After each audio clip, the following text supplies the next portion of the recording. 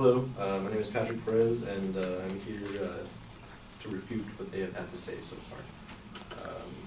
So first off, the whole goal of disenfranchisement is to create the concept that you've committed a crime, now you must pay for it, and so on. However, in Florida, it's actually, there's a whole bureaucracy put together. Florida's also one of the more strict states with felon voting.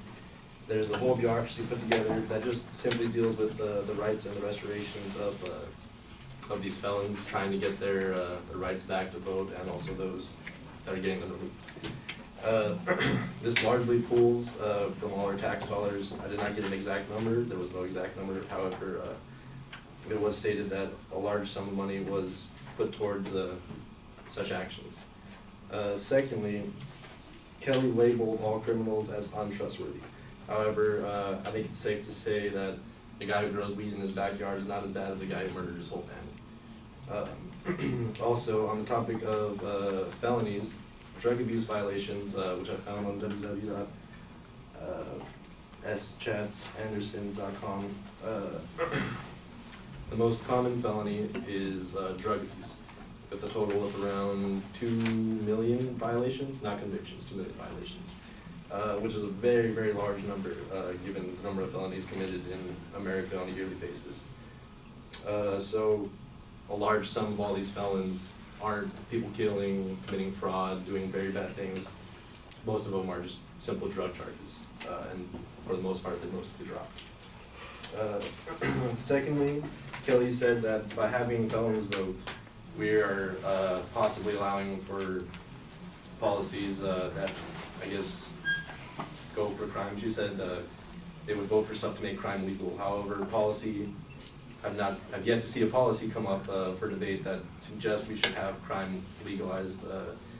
Voting, you vote on whether or not something should go, but it's already passed through Congress, and I doubt Congress would put up a policy for voting that suggests we should commit crime.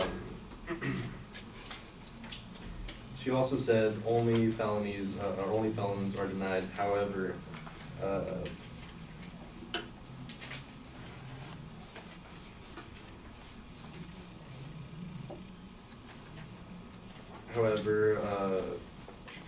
the goal of most, originally the goal of disfranchisement was to prevent felons from voting. However, when around the time of the Civil War, the government began shifting its, well, at least the South began shifting its aim and began to present more of its, the felonies placed on, they created more strict voting restrictions on felons, on felonies that were primarily committed by African Americans. Currently, 1 of every 13 African Americans of voting age is disenfranchised, which is a rate 4 times greater than non-African Americans, which I found on www.sentencingproject.org. Because there's such a big difference in race on those convicted of felonies and restricted of rights, it suggests that there is ulterior motives to the whole idea of disenfranchisement.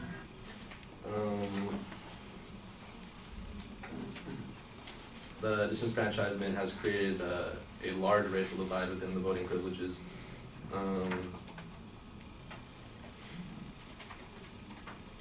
My opponents also argued that felonies or higher crimes deserve higher punishments. However, I feel that holding the name or the title of a felon alone is a big enough punishment.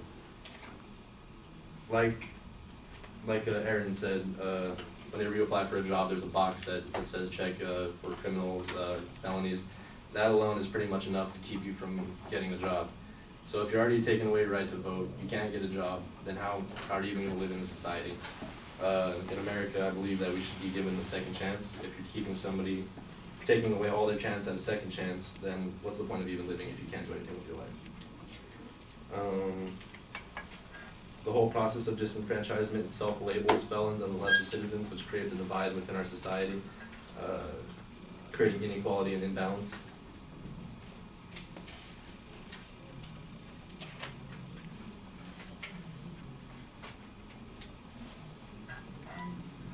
And the study shown, or study in Minnesota, done by democracyghost.org showed that felons who were allowed to vote again were actually had a far lower risk of committing another crime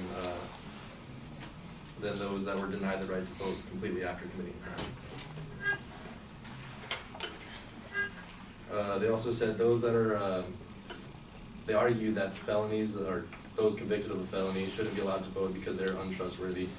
However, I would argue that on that basis, then why do we allow people who are admitted racist or simply don't know enough about politics to vote? They're also uneducated, maybe not trustworthy, equally untrustworthy. One gets the vote, one doesn't get the vote. Thank you.